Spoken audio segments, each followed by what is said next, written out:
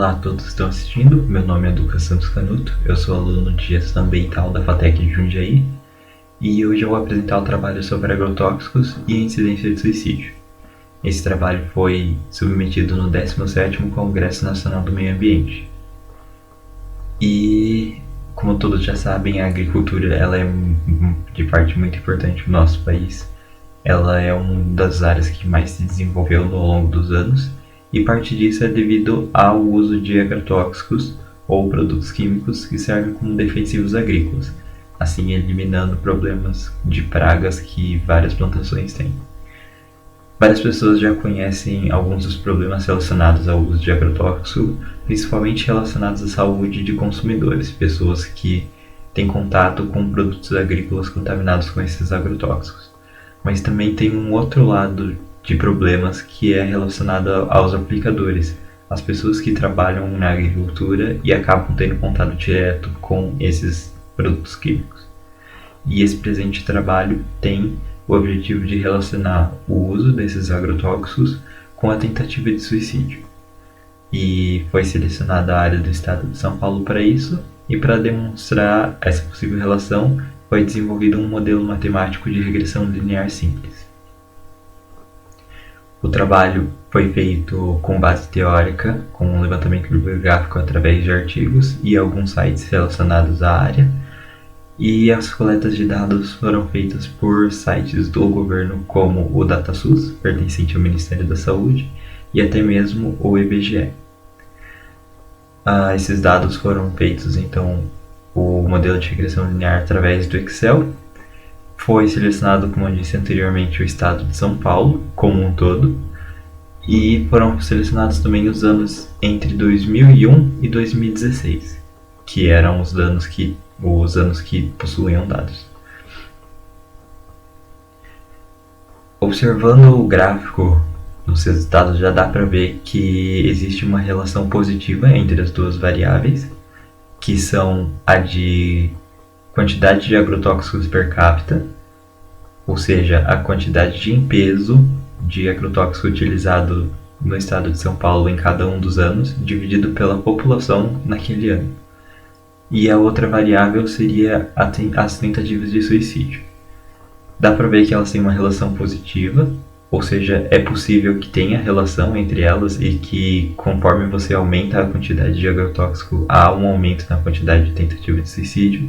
E trabalhos como o de Myler em 2007 já também, desde aquela época, já tinham uma ideia de que é possível ter essa relação. Mas nesse trabalho é importante colocar alguns pontos que deveriam ficar bem atentos. O primeiro é em relação às amostras e às duas variáveis, que elas não são amostragens diretas, ou seja, elas não são necessariamente dados que eu tirei diretamente já prontos. Por exemplo, a tentativa de suicídio ela não é necessariamente tentativa de suicídio, e sim entradas hospitalares de feridas, acidentes, intoxicações autoprovocadas. Então, apesar de não ser necessariamente dito como tentativa de suicídio, elas podem ser consideradas. A mesma coisa vale para o uso de agrotóxicos. Foram consideradas populações inteiras do estado de São Paulo, foi considerado o uso total de agrotóxico, mas isso não necessariamente reflete a realidade do uso, porque não tem a separação entre a área rural e a área urbana, não tem separação de pessoas que utilizaram equipamentos para aplicação e pessoas que não utilizaram esses equipamentos, ou seja, tiveram contato direto. E esses são diversos pontos que deveriam ser levados em consideração em um futuro estudo ou num avanço maior desse estudo, o que acaba tornando esse trabalho como um trabalho preliminar sobre o assunto. Para concluir esse trabalho, seria importante que tivessem melhores bancos de dados e registros do uso de agrotóxico, porque são dados um pouco difíceis de conseguir. E também eles não têm uma precisão tão alta. Por exemplo, nos dados do DataSUS de entradas hospitalares, tem toda a divisão por estado, tem até divisão por cidade, por todas as áreas, mas não tem uma divisão, por exemplo, entre áreas rurais e áreas urbanas. Então, seria necessário um melhor banco de dados, principalmente relacionado ao uso de agrotóxico, onde existem poucos registros, tanto que a amostragem em relação aos danos selecionados foi bem pequena. E também seria necessário maiores estudos nesse assunto, só que em amostragens menores, onde você teria um maior controle sobre todos esses fatores que acabam interferindo nessa relação. Você saberia quem são os trabalhadores que utilizam ou não utilizam o equipamento, você saberia cada tipo de entrada hospitalar, se realmente foi uma tentativa de suicídio ou não. Então, seria um estudo que necessitaria de bastante controle. E caso essa relação seja verdadeira, também seria necessário novas medidas públicas para que as pessoas entendam os riscos do uso e aplicação desses produtos e que elas evitem de fazer esse tipo de trabalho diretamente. Aqui tem algumas referências utilizadas no trabalho também. E eu gostaria de fazer um agradecimento em especial à FATEC de Jundiaí, todos os professores que me ajudaram bastante, em especial minha orientadora, que teve muita paciência e vem me ajudando muito ao longo do tempo, meus colegas de sala e a minha amiga Juliana, que me ajudou a escrever o artigo, e também a todos os trabalhadores e o pessoal da organização do congresso que conseguiu fazer o congresso seguir em frente. Que esses tempos estão difíceis, mas vocês conseguiram fazer um ótimo trabalho. O congresso ficou bem legal. Parabéns. Eu acho que é isso então. Muito obrigado pela atenção e até mais.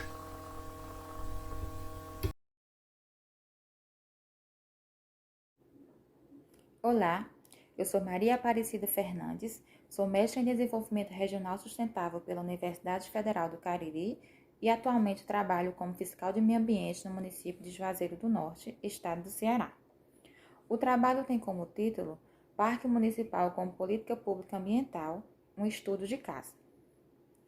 As políticas públicas, elas são materializadas por meio da ação concreta de sujeitos sociais e de atividades institucionais que as realizam em cada contexto. E onde ocorrem essas atividades e a forma como são realizadas influenciam nos resultados dessas políticas públicas.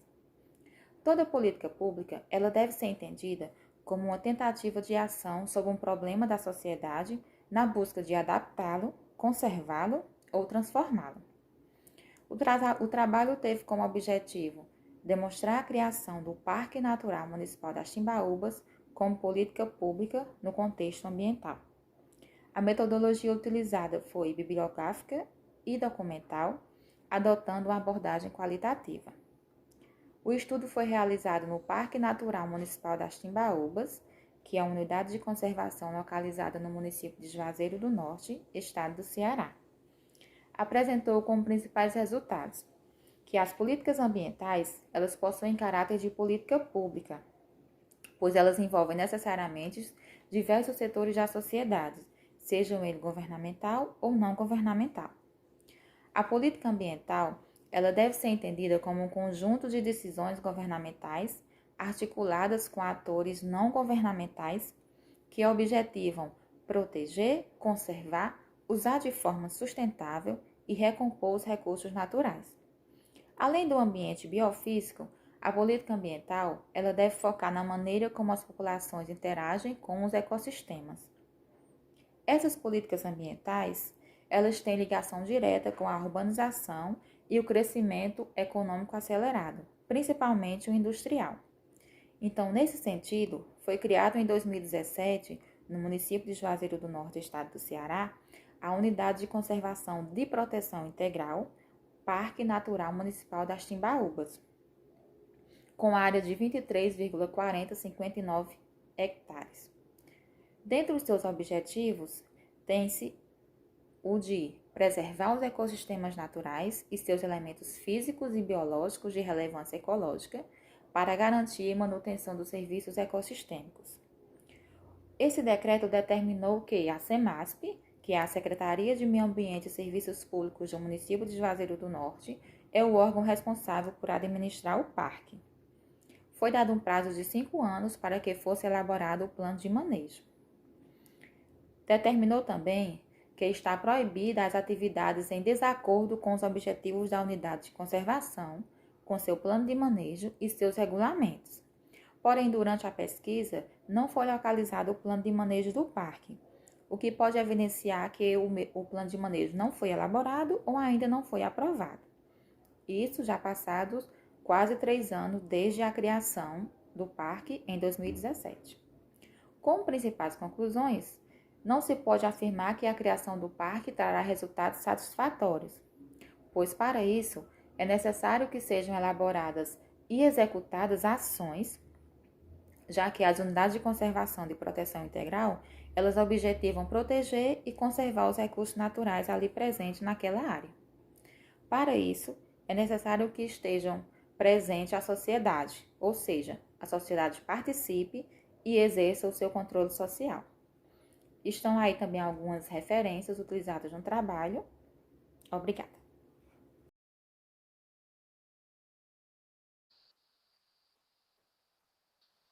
Olá, bom dia. Eu me chamo Antônio Cícero de Andrade Pereira, eu sou professor assistente da Universidade Estadual do Piauí e atualmente eu estou lotado no campus Doutora Josefina Demes, que fica localizado na cidade de Floriano, no Piauí. E juntamente com Bruna Cristina Pinto, nós tivemos o nosso trabalho aprovado para a apresentação no grupo 3 do 17º Congresso Nacional de Meio Ambiente de Poços de Caldas, em Minas Gerais. Então estamos muito felizes e espero que vocês gostem dessa apresentação. O trabalho que vamos apresentar hoje, ele é intitulado Alternativas Metodológicas de Educação Ambiental no Ensino Superior. Vou compartilhar agora a tela com vocês do banner que preparamos para a exposição.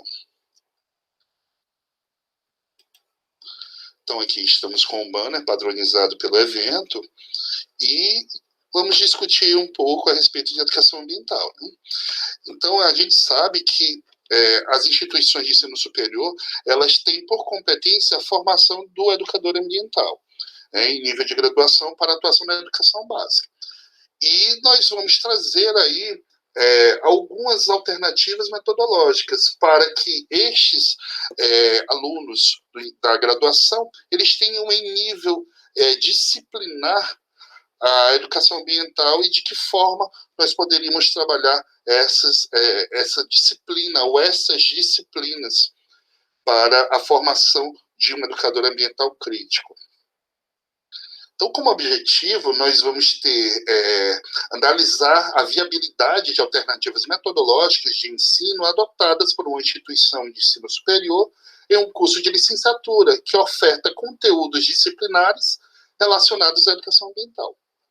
Como eu disse para vocês, eu sou professor da Universidade Estadual do Piauí, então eu vou falar a respeito da minha vivência como educador e formador de professores e de que forma eu acabei adotando algumas alternativas metodológicas para trabalhar conteúdos de educação ambiental. Então, essa pesquisa, ela se trata de uma pesquisa exploratória, certo? Associada à característica de uma pesquisa bibliográfica e documental. E nós vamos estar trabalhando também com o estudo de casos, utilizando um relato de experiências para a ilustração. Dentro desse estudo de casos, nós vamos especificamente comentar de que forma eu utilizei essas alternativas metodológicas para ministrar 2 disciplinas que eu sou lotado no curso de licenciatura plena em Ciências Biológicas da Universidade Estadual do Piauí. Uma dessas disciplinas é a disciplina de Ecologia de 90 horas, e ela é uma disciplina em que ela é ministrada no 6º semestre, no 6º período, que na universidade, em nível estrutural, nós utilizamos a nomenclatura bloco 6. E a disciplina de Gestão e Educação Ambiental, que é uma disciplina de 30 horas, ministrada no bloco 7. Ambas as disciplinas ministradas por mim, elas têm outras atividades e outras metodologias utilizadas, mas eu quis destacar 2 nesse trabalho. Na disciplina de Ecologia, nós optamos por trabalhar com o Zeitgeist Moving Forward, que é um documentário com, em média, 2 horas e 30 minutos de duração, de autoria de Peter Joseph. Esse documentário ele encontra-se disponível no YouTube, certo? E ele tem tanto a versão dublada como legendada.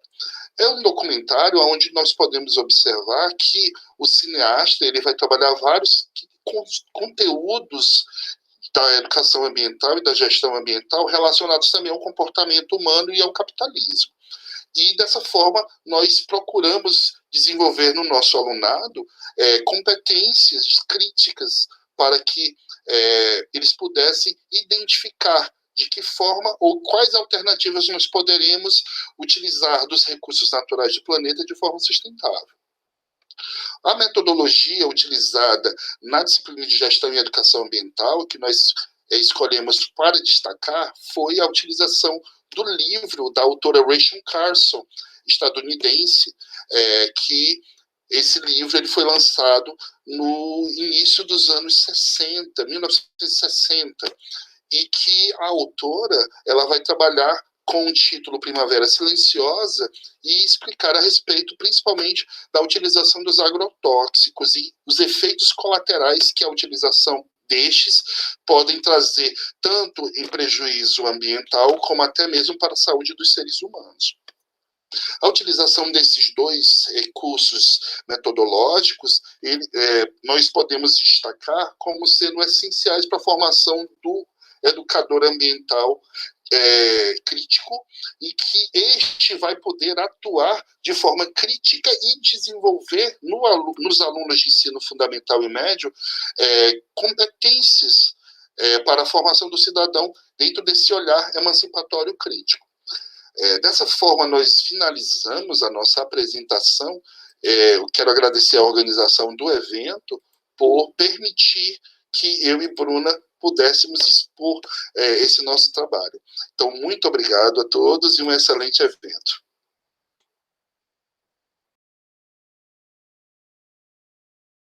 Bom dia, meu nome é Marielle Horácio, eu sou discente de licenciatura em Ciências Biológicas pelo IFSU de Minas, Campus Machado. O título do meu trabalho é Importância das abelhas na produção de alimentos, abordagem didática e pedagógica para a preservação da espécie. Bom, em áreas agrícolas, as abelhas são responsáveis pela polinização de 66% das 1.500 espécies cultivadas no mundo. E é claro que aqui no Brasil não é diferente. Elas são responsáveis por grande parte da quantidade de alimentos que chegam à nossa mesa. No entanto, grande parte das espécies se encontra em declínio graças à ação antrópica, seja pela destruição de colmeias, uso exacerbado de agrotóxicos ou destruição do habitat. Assim, a educação ambiental se mostra como uma ferramenta de ensino muito importante, já que ela muda a percepção em relação ao meio ambiente, pois estimula a valorização de aspectos ligados à natureza. No momento em que o conhecimento crítico de crianças e adolescentes está sendo formulado. Grandes pesquisadores da área colocam que o principal problema que está ocasionando a extinção de espécies e a diminuição das populações está justamente na falta de informação de crianças, adolescentes e adultos. Bom, o objetivo desse trabalho foi conscientizar sobre a importância da conservação das abelhas através da educação ambiental nos anos iniciais do ensino médio. Assim, esse trabalho buscava despertar um espírito mais crítico e mais autônomo, voltado para as questões ambientais. Esse trabalho foi realizado em uma escola estadual chamada Dom Pedro I, no município de Machado, no 3º ano do ensino fundamental. Bom, como metodologia, a gente começou com uma aula expositiva, uma mini palestra sobre o que caracterizava uma abelha, quais são as cores, os tipos de habitat e formas como as populações têm diminuído, a importância de saber disso, de se trabalhar sobre isso, formas de conscientizar. A gente trabalhou a questão da polinização, entre vários outros aspectos. Todo o conteúdo da aula prática ele foi baseado numa apostila que fala sobre essa questão da importância das abelhas, chamada 100 Abelhas, 100 Alimentos, de Pedrucci. Em seguida, a gente passou um filme sobre a importância das abelhas, que na verdade era um apanhado geral sobre tudo aquilo que já havia sido dado na aula expositiva. Então a gente pensou que de uma forma mais visual, mais interativa, ajudasse também os alunos a absorver esse conteúdo. O filme, ele é também do mesmo segmento da apostila, Sem Abelhas, Sem Alimento. Bom, em seguida a gente continuou com uma aula prática sobre a questão morfológica, sobre a questão de preservação, de destruição, o que era benéfico, o que não era. E para terminar, finalizamos com um certificado e um porta-lápis, o certificado Amigos do Meio Ambiente, que dava a entender para as crianças que elas tinham feito um curso e se qualificado e que a partir dali elas estavam aptas a proteger o meio ambiente, a proteger as abelhas e passar esse conhecimento para outras pessoas. E o porta-lápis ficou ali como um significado de todo aquele conhecimento que eles tinham adquirido. Bom, os resultados foram muito positivos em todas as partes do projeto. Na aula expositiva e no filme, os alunos demonstraram grande interesse e participação. Muitos alunos, principalmente aqueles que ou residiam na zona rural ou tinham parentes residentes da zona rural, relataram a questão da destruição de colmeias, relataram que antes viam muito mais abelhas do que hoje em dia. E aí eles discutiram essa questão sobre os temas. Eles tinham conhecimento das abelhas, mas eles não sabiam sobre a questão da importância, eles não sabiam que a espécie estava em declínio, eles não sabiam formas de preservar, não sabiam o que isso poderia ocasionar, não sabiam a ligação dessa questão das abelhas com os alimentos. E na atividade prática, sobre a questão de morfologia como forma de preservação, eles já estavam muito mais confiantes do que durante a aula expositiva do que os filmes, porque eles tinham adquirido aquele conhecimento. Então, para eles anotarem ali, colorirem, preencherem, fazerem as atividades, para eles foi muito mais fácil. E acredito que também facilitou bastante a absorção. Durante a entrega dos certificados e dos porta-lápis, foi assim um incentivo e todos os alunos mostraram assim, uma grande satisfação em estar recebendo o certificado, em estar recebendo o porta-lápis. Eles interagiram muito bem com os outros colegas, aplaudindo todos os colegas quando ganharam o certificado e quando ganharam o porta-lápis. Bom, eu acredito que o projeto ele ressaltou ainda mais a necessidade de trabalhar questões ambientais e que isso tem início desde o começo da vida escolar, uma vez que cada criança, cada adolescente, principalmente ali no ensino fundamental, ele consegue transmitir isso, acho que de uma forma muito mais ampla para as pessoas ao redor, e ele também vai se tornar um adulto muito mais consciente, muito mais crítico, muito mais autônomo e com um olhar muito mais atento às questões ambientais. Bom, a gente agradece a Escola Estadual Dom Pedro I por ter aberto espaço para a realização do projeto e agradece ao Congresso Nacional também de Meio Ambiente.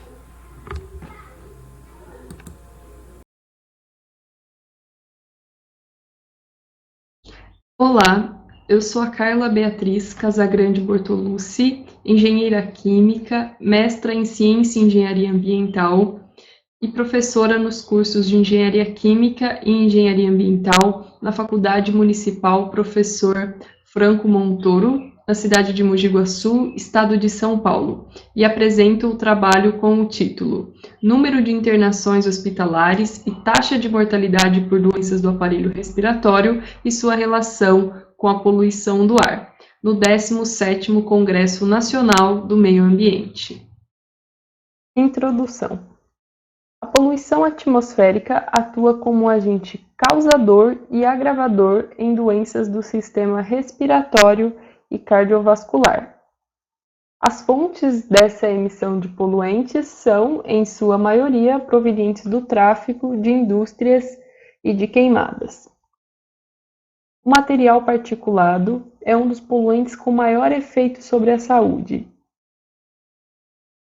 Ele engloba partículas sólidas ou líquidas suspensas no ar e apresenta diâmetro menor do que 10 micrômetros.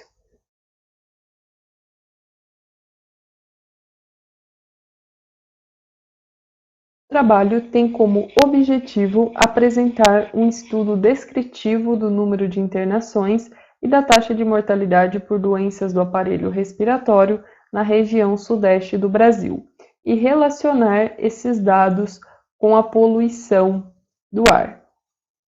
Metodologia. Para a coleta dos dados de taxa de mortalidade e número de internações, foi utilizado o Sistema de Informações Hospitalares do SUS, disponível no endereço eletrônico do Departamento de Informática, conhecido como DataSUS. Esses dados foram processados por faixa etária e contemplaram um período de janeiro de 2008 até dezembro de 2019. Os dados de concentração do material particulado foram obtidos através de relatórios anuais de monitoramento da qualidade do ar disponíveis pelo governo de cada estado. Os anos selecionados para monitoramento da concentração desse material particulado foram de 2008, 2013 e 2018. O valor corresponde à média do respectivo ano.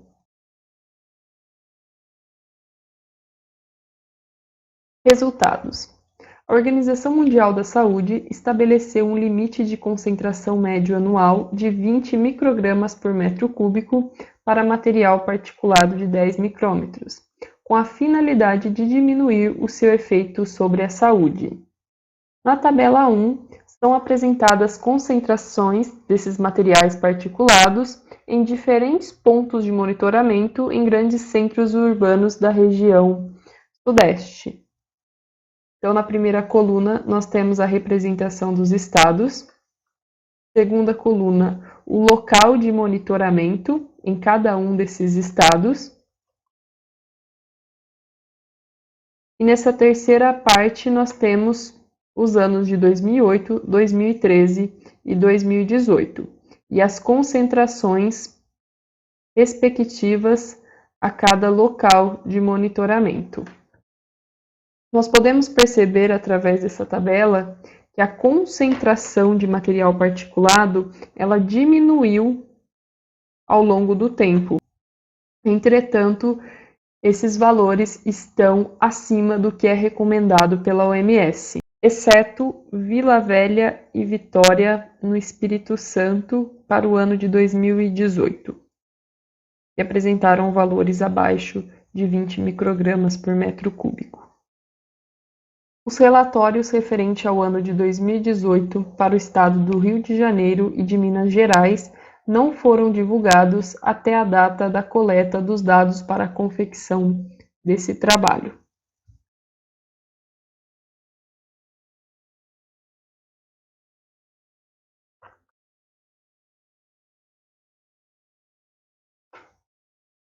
Nessa figura é representado o número de internações hospitalares e a média da taxa de mortalidade por doenças do aparelho respiratório, segundo faixa etária, na região sudeste do Brasil, no período de 2008 a 2019.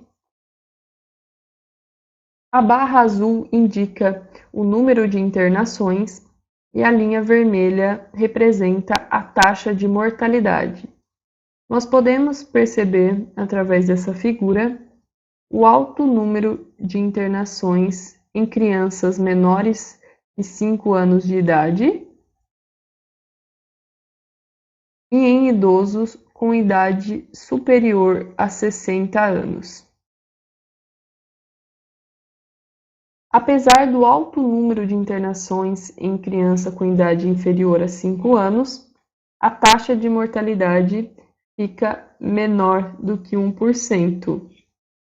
Por outro lado, em idosos, essa taxa de mortalidade aqui, por exemplo, para 60 a 69 anos, essa taxa de mortalidade fica aproximadamente em 15%. Esse maior índice de óbitos na população idosa decorre da fragilidade do sistema imunológico com o avanço da idade e também do progressivo declínio na função pulmonar. Através dos valores de concentração do material particulado que foram vistos na tabela 1, podemos compreender que a população residente desses locais não teve uma qualidade do ar adequada e, em consequência disso, pode ter levado a internações e morte os grupos compostos por crianças, idosos ou pessoas que possuem doenças crônicas pré-existentes. Dessa forma, concluímos que, através da adequação dos níveis de poluentes atmosféricos aos valores propostos pela OMS e também da ampliação desses pontos de monitoramento, podem ser evitados prejuízos à saúde de grupos sensíveis a doenças respiratórias e que, dessa forma, podemos diminuir o número de internações e de mortes geradas ou agravadas pela poluição, além de melhorar a qualidade e a expectativa de vida da população. O trabalho teve como referências esses artigos descritos abaixo. Obrigada pela atenção.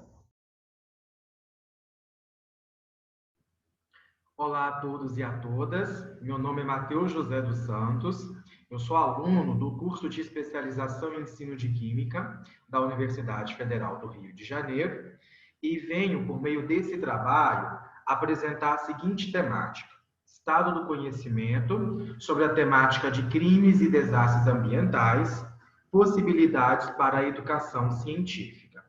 Esse trabalho, ele foi orientado pelas professoras Priscila Martignon, que é a minha orientadora do curso de especialização na UFRJ, e pela professora Rita Márcia, que me orienta no mestrado em Educação na Universidade Federal de Viçosa.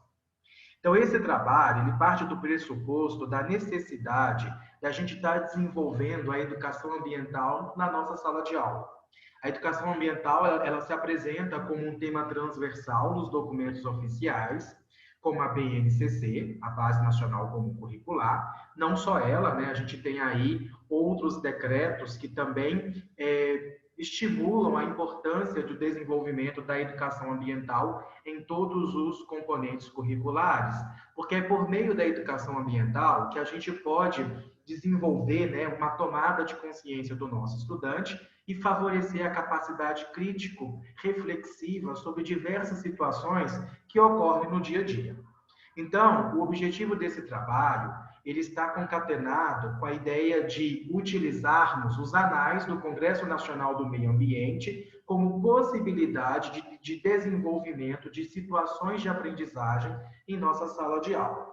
Situações de aprendizagem estas que estão alinhadas ao ensino de ciências por investigação e a uma formação crítica voltada para a cidadania, uma vez que, ao utilizar os anais desse evento, envolvendo crimes e desastres ambientais, a gente está possibilitando com que o estudante tenha contato com situações, problemas reais que já foram, né, exploradas, né, e apresentadas em um congresso em anos anteriores.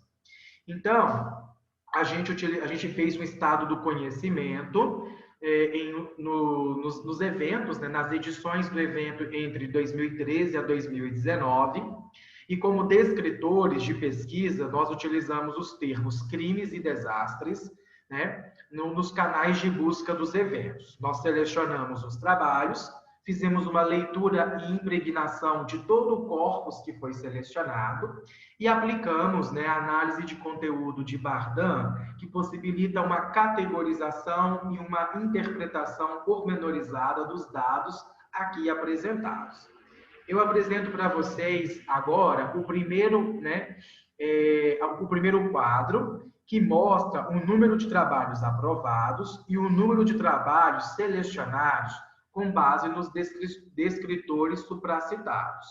A gente percebe, né, que a maioria dos eventos, eles apresentam trabalhos com essa temática, e isso é muito importante, porque essa temática dialoga, né, com o meio em que esses autores vivenciam e trazem esses problemas que precisam ser discutidos, não só no Congresso Nacional de Meio Ambiente, mas eles podem ser utilizados em diversas situações de aprendizagem que nós desenvolvemos nas nossas práticas didático-pedagógicas. O segundo quadro, ele mostra as categorias, né, que puderam ser criadas a partir dos trabalhos selecionados. Então, com base nessas categorias, né, que estão associadas às temáticas do corpus, né, que a gente delimitou aqui nesse trabalho, a gente percebe que a categoria mais expressiva foi crime e desastre ambiental de Mariana, com 6 trabalhos. Isso demonstra a forte associação que o evento tem com situações que ocorrem na contemporaneidade, como foi, né, esse crime ambiental que aconteceu aí em Mariana. Além deles, né, a gente espera que nos próximos anos outras questões ambientais, né, crimes ou desastres, elas venham, né, elas possam aparecer nesse evento, uma vez que elas afetam a vida em sociedade. Além dessa categoria, nós temos a categoria Educação Ambiental, que aparece com 5 trabalhos e a segunda categoria mais expressiva. É uma categoria importante que demonstra uma preocupação grande, né, da comunidade de pesquisadores que participam desse evento, com uma temática tão importante em diversas esferas da sociedade, dentre elas a educação. E nós temos outros trabalhos, né, que aparecem em menor escala, né, como crimes e desastres ambientais no Amazonas, no Rio de Janeiro e São Paulo. Aqui reuni 3 estados, 5 trabalhos, né, que também demonstra aí como que essa comunidade está olhando para essas situações que ocorrem no dia a dia. E algumas outras categorias também importantes. Então, dos 2.952 resumos analisados, 0,95% apareceram com os descritores aludidos. O estado do conhecimento, ele permite essa análise, da gente ver como que uma temática ela está associada aí num evento. Então, por mais que a porcentagem esteja aí muito baixa, carecendo de maiores investigações do porquê que ela está baixa, se a gente vai considerar um montante de trabalhos aprovados, então isso a gente precisa explorar ainda mais, a gente tem que considerar que dentre as categorias que emergiram, muitas delas associam com situações importantes que precisam ser discutidas. Então, carece aí mais, né, vínculos entre crimes e desastres ambientais com a relação do meio ambiente, para que a gente possa olhar mais para esses eventos que ocorrem no dia a dia, né, no nosso cotidiano. Então, eu defendo a importância de se trabalhar essas temáticas, né, nas escolas, nos componentes curriculares, e incentivar com que as pessoas elas possam estar enviando mais trabalhos associados com esse tema de cuja importância para toda a humanidade. Então, a gente evidencia, por meio das categorias, uma pluralidade de temáticas envolvendo os 2 descritores. Então, por mais que o montante analisado seja pequeno, ele é muito plural, o que demonstra que a questão de crimes e desastres ambientais, ela está envolvendo, ela abarca diversas categorias que precisam ser melhor investigadas.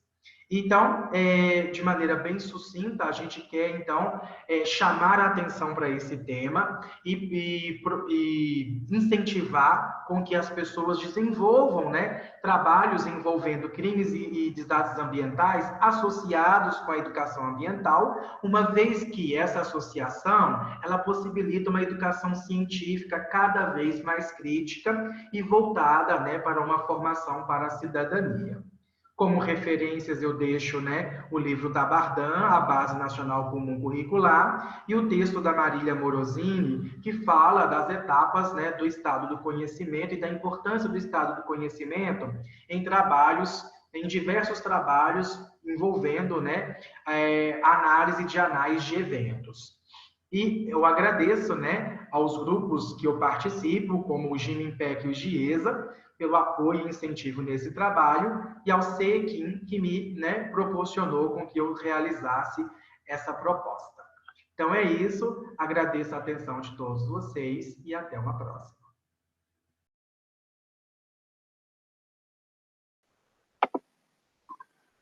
Olá, eu me chamo Paloma Cristina Pimenta.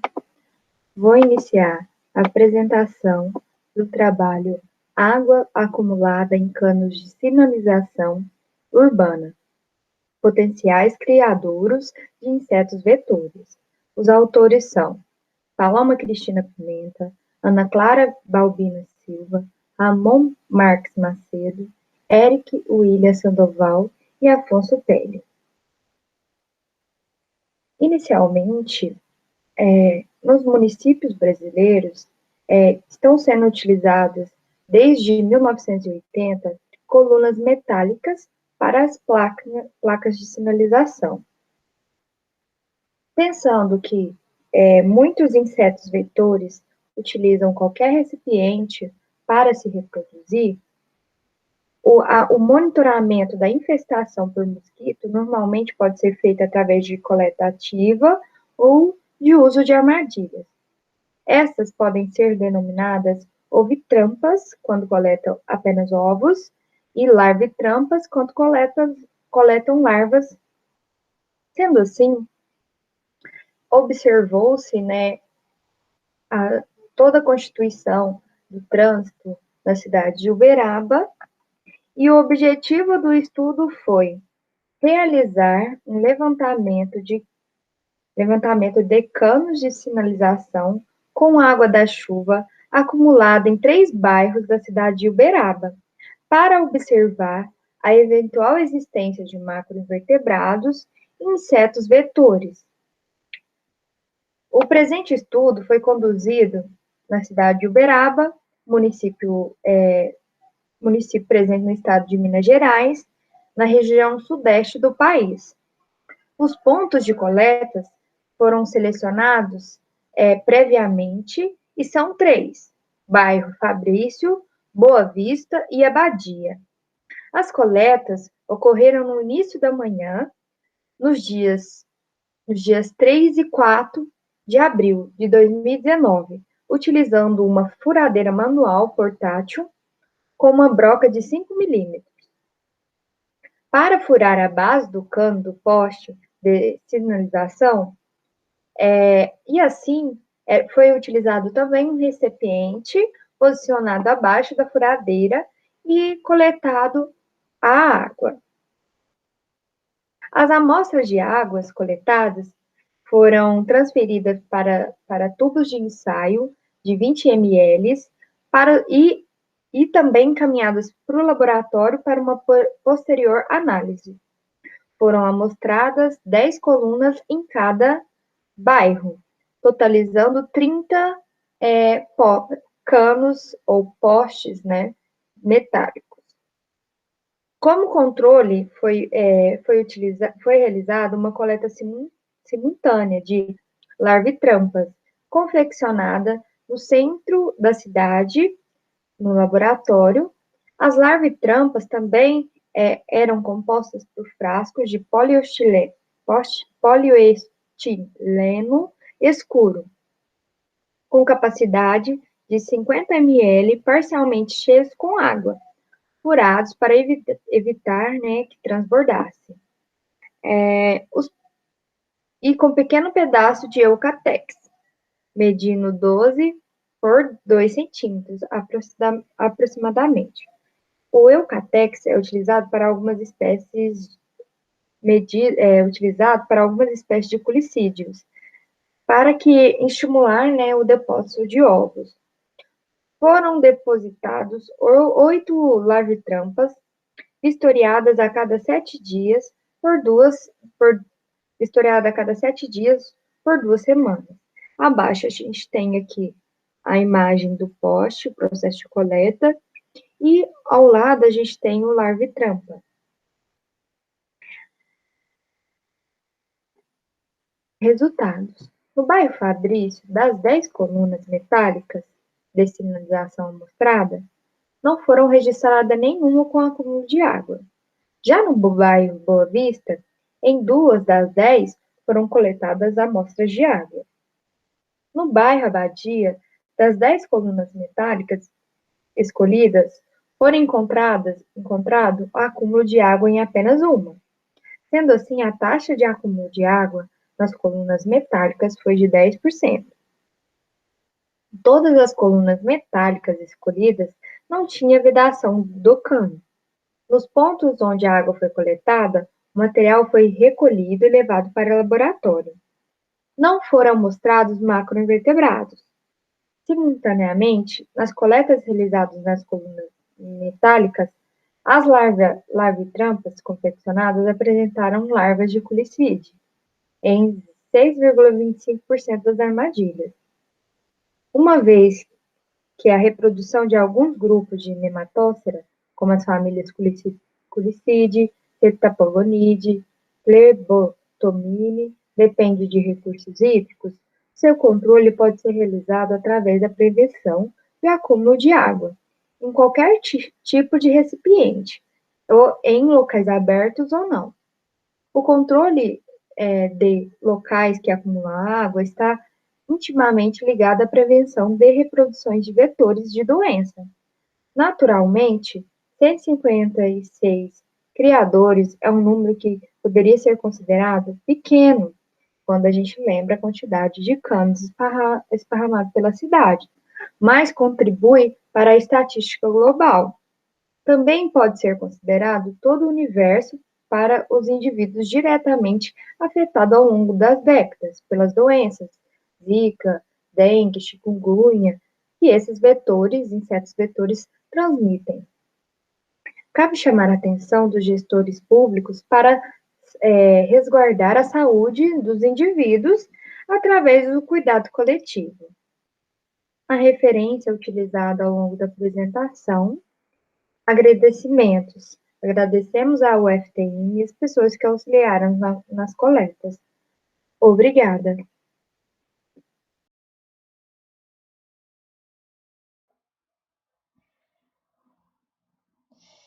Olá, pessoal, tudo bem? Meu nome é Lohana Freitas dos Santos, eu sou aluna de graduação em Química, em licenciatura em Química pela Universidade Federal do Rio de Janeiro, e hoje eu vou apresentar para vocês o meu projeto com relação aos impactos ambientais oriundos da pandemia da Covid-19, um estudo sobre as crianças ambientais da população brasileira, orientado pela professora Jussara Lopes de Miranda.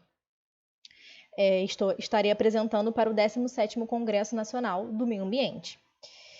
Bom, então com a pandemia do novo coronavírus, o mundo todo se deparou com um novo estilo de vida, o do isolamento social. E com ele vieram novas práticas, não poder circular em certos ambientes, ficar mais em casa, utilizar mais produtos de higiene, utilizar equipamentos de proteção como máscaras, luvas, para conter a disseminação do vírus. Então, novas práticas impactaram diretamente no dia a dia das pessoas. E também esses hábitos influenciaram nos comportamentos ambientais dessas pessoas. Então, esse trabalho tem como objetivo analisar a percepção social dos impactos ambientais provocados pela pandemia e as crenças ambientais dos indivíduos através de um questionário online, aplicado para essas pessoas por todo o território brasileiro, e analisar também algumas notícias de cunho ambiental veiculadas nesse período que poderiam influenciar a percepção da população quanto a esse tema. Então, a metodologia utilizada para esse projeto foi a aplicação de um questionário híbrido composto por 25 perguntas fechadas de múltipla escolha e 2 perguntas abertas de resposta livre, né? E esse questionário ele foi realizado através do formulário Google, foi disponibilizado pelas redes sociais, né? Compartilhado, né? Para que todos pudessem ter acesso, e a pessoas a partir de 18 anos e que estivessem de acordo com o termo de consentimento livre e esclarecido que realmente participaram dessa pesquisa. E então o questionário, ele, como eu havia dito, né, composto no total de 27 perguntas, né, e ele foi dividido em perguntas de cunho sociocultural e perguntas de cunho socioambiental, lembrando que todas as pessoas são anônimas, a gente não pediu nenhuma informação pessoal com relação a nome, nem CPF. As perguntas de cunho sociocultural eram relacionadas a faixa etária, a região que reside a pessoa, se a pessoa tinha um grau de escolaridade X ou Y, né? Se estava na faculdade, se tinha ensino superior completo ou não, ensino médio completo ou não. São coisas que influenciam no comportamento, né, daquela pessoa e no que ela pensa. Então, foram essas perguntas de cunho sociocultural sem identificar aquela pessoa que estava respondendo, aquele voluntário. E de cunho socioambiental, aí viriam todas as perguntas que a gente quis colocar no questionário para realmente verificar qual era a percepção social daquelas pessoas com relação ao meio ambiente. E essas perguntas foram baseadas na escala de Likert, né, em sua maioria, e o questionário foi divulgado a partir de julho desse ano, de 2020, e ele ficou entre julho e agosto sendo disponibilizado para que as respostas fossem coletadas. E a gente teve como resultado mais relevante, né, com relação a uma pergunta, por exemplo, que você considera que durante a pandemia a qualidade do ar na sua cidade? Aí, como a escala de Likert, né, tinha as opções: melhorou muito, melhorou mais pouco, piorou mais pouco, piorou muito ou não houve nenhuma diferença.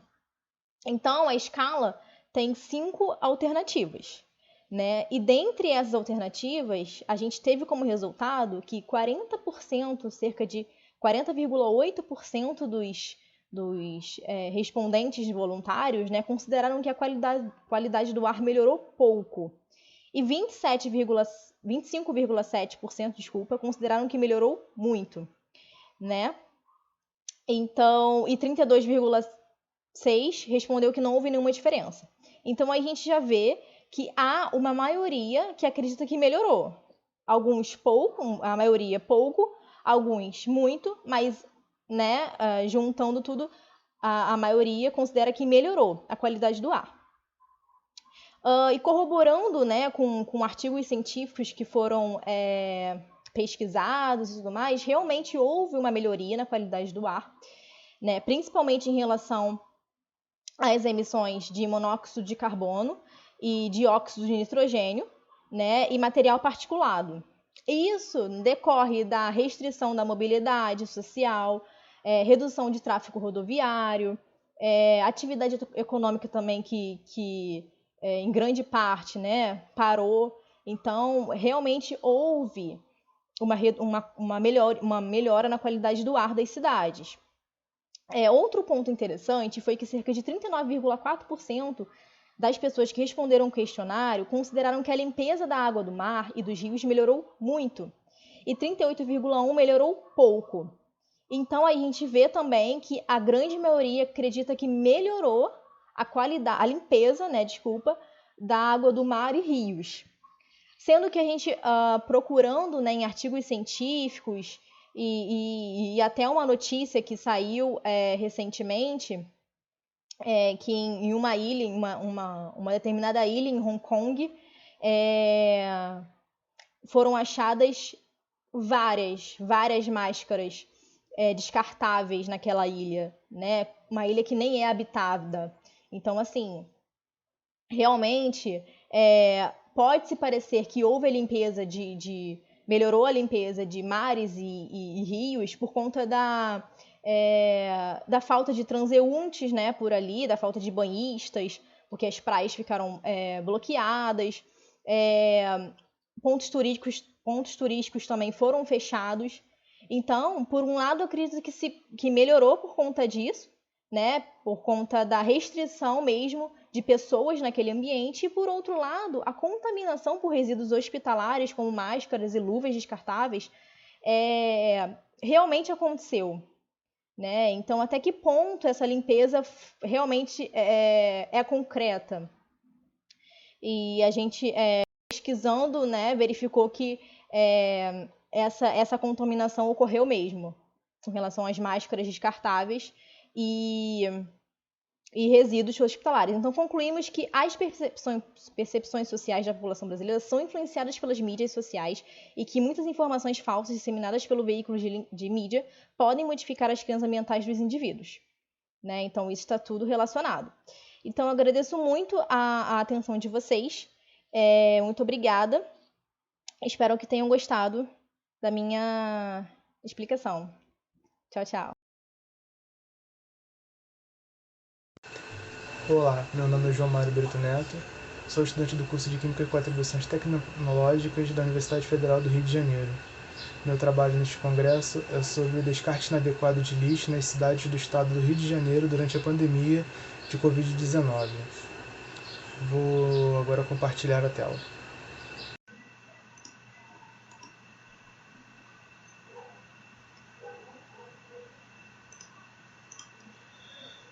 No Brasil, no início deste ano, com o advento da Covid-19, entramos em pandemia, né? E com isso, os nossos hábitos em relação ao descarte de lixo foram alterados. Segundo a Abrelp, a geração de resíduos domiciliares no país caiu 7,25% em abril de 2020, comparados com o mesmo período de 2019. Isso está atrelado à diminuição do consumo de alimentos devido ao aumento de preços e também ao aumento do desemprego devido a problemas econômicos associados.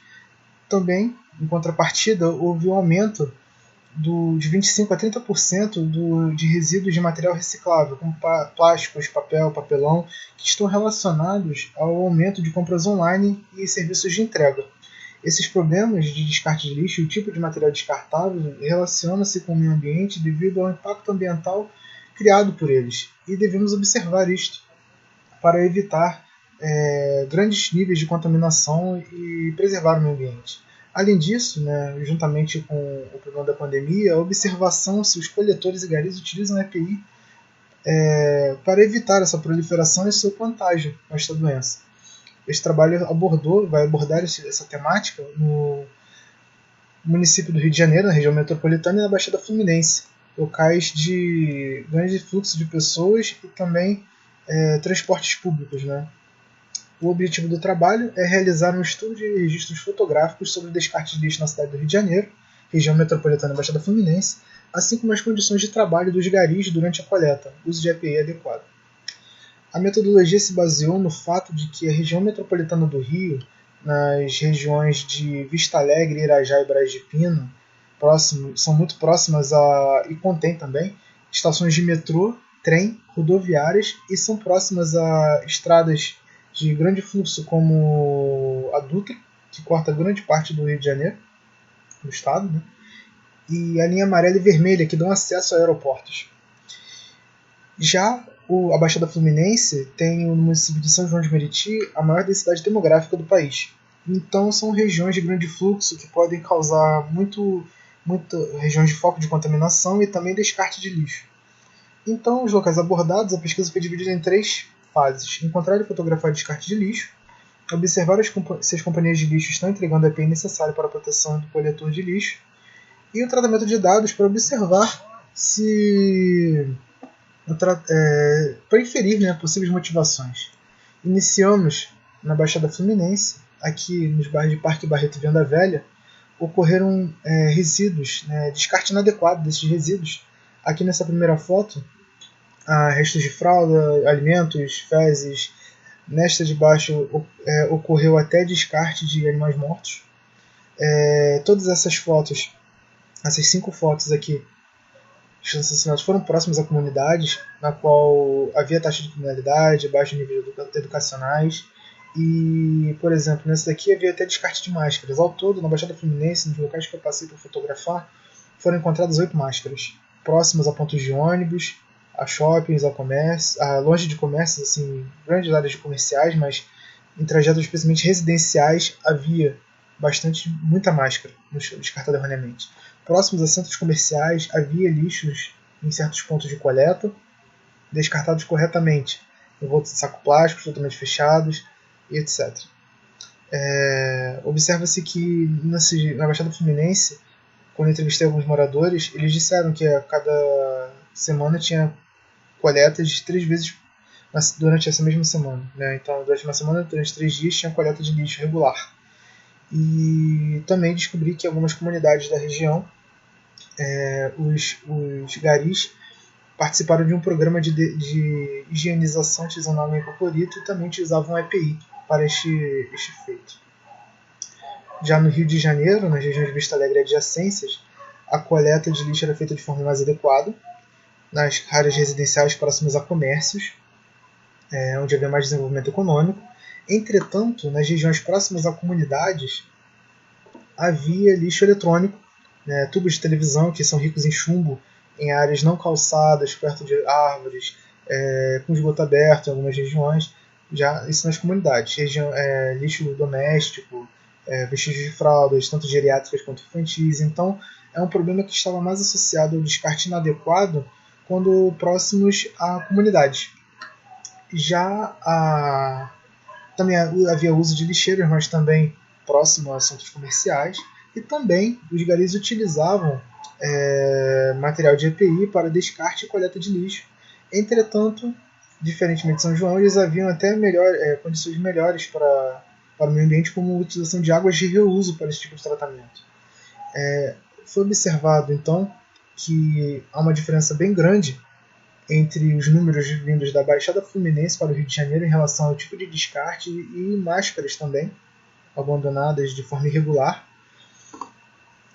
E esse problema é bem endêmico na Baixada Fluminense, que é um município mais pobre, devido, com certeza, à falta de educação pública, né, de qualidade, principalmente, na área de meio ambiente, já que sempre que era próximos a comunidades, a taxa de se encontrar lixo descartado erroneamente era muito superior a áreas mais desenvolvidas e comerciais. E esse processo se repetia não só na Baixada Fluminense, que é um município pobre, mas também em municípios mais desenvolvidos, como o Rio de Janeiro, quando próximos a comunidades, mesmo próximos a linhas de trem, metrô, etc.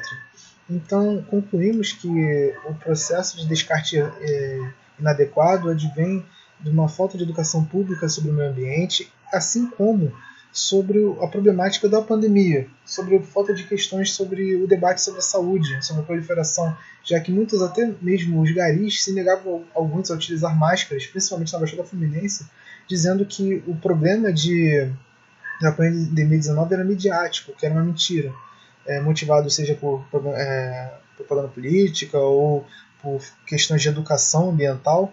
Era um problema endêmico que se repetia sempre nas mesmas regiões. Essas foram as referências utilizadas. Eu queria agradecer ao Congresso e ao avaliador e a todas as pessoas que assistiram esse vídeo. Obrigado.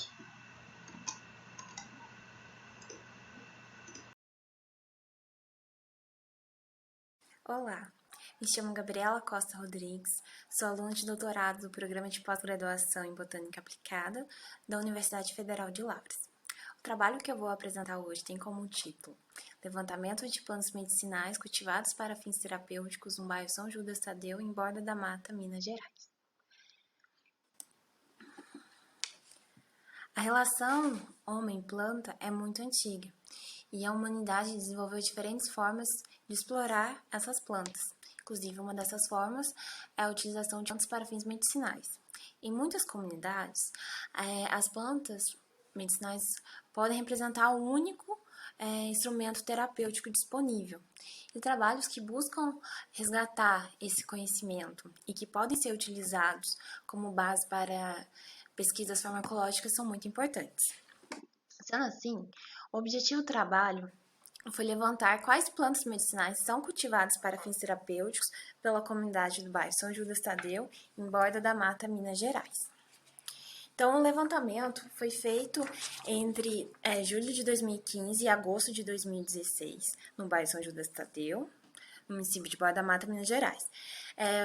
Para o levantamento, foi utilizado o método Bola de Neve, e que consiste em identificar membros da comunidade pesquisada que façam parte do grupo que é o objeto de estudo da pesquisa. No caso, identificar um indivíduo, né, que mora no bairro São Judas Tadeu e que cultiva plantas com fins medicinais em seu quintal. Então, a gente busca esse indivíduo, entrevista, né, ele participa da pesquisa e a gente pede para que ele indique outras pessoas que tenham o mesmo perfil de interesse, e assim por diante. E a pesquisa, né, se não houverem novas indicações ou informações, o pesquisador pode, por decidir, encerrar a coleta de dados. Então, foram feitas entrevistas estruturadas através de formulários para levantar os dados dos entrevistados e sobre como esses entrevistados fazem o uso das plantas medicinais. Além disso, a gente pediu para que os entrevistados nos levassem numa turnê guiada, né, pelo quintal, para nos mostrar as plantas que eles cultivavam, e também para que a gente fizesse o registro fotográfico dessas plantas para posterior identificação. Então, foram entrevistadas 50 pessoas, né?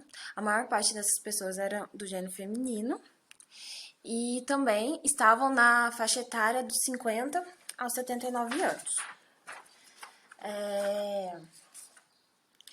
Então, né, como a gente observou, é uma faixa etária mais elevada, e isso pode estar relacionado à perca de conhecimento, né, sobre as plantas medicinais ao longo, né, das novas gerações.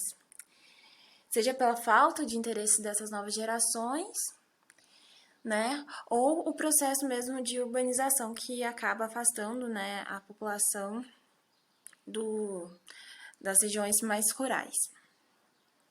Os entrevistados também foram questionados sobre a preferência entre remédios convencionais e plantas medicinais no tratamento de enfermidades, e 60% relataram ter uma preferência por plantas medicinais.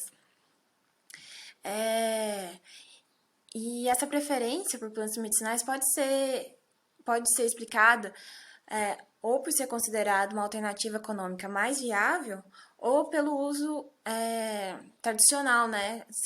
É uma tradição entre as pessoas o uso dessas plantas medicinais. Como assim? É que a maior parte, né, dos entrevistados responderam que quem influenciou o uso das plantas medicinais eram, em sua maioria, membros da família, como pais e avós. E isso pode ser uma tradição, né, entre esses indivíduos. Além disso, os entrevistados foram questionados sobre a obtenção dessas plantas medicinais, se havia outros meios de obtenção. E 76% responderam que sim, que vão buscar essas plantas medicinais em outros locais, por meio de parentes, vizinhos e conhecidos.